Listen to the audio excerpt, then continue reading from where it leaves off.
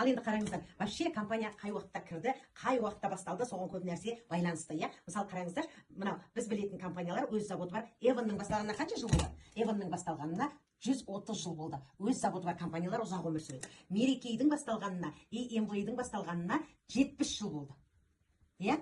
Ал Арифлеймнің басталғанына, Арифлеймнің 57 жыл болды. 57 жыл болды. Фаберликтің басталғанына 27 жыл болды. Ал Ерсак компаниясын білесіздер, иә? Ерсак компаниясы мен Атомидің басталғанына, Атоми компаниясының басталғанына 17 жыл болды. Ал ең бірінші компания басталған кезде ең оңай кез болады. Қазір мынау Greenleaf корпорациясы, иә, басталғанына 2 жыл болды. 2 жыл. Қазір сіздер ең басындасыңдар. Любой компания басталған кезде, мысалы Брайан Трейси, Стивен Кок бәрін оқысаңыздар, 1 жыл мен 5 жылдың арасында енді компания басталған кезде кірсеңіздер, 1% адам басындағы, 1% адам, иә?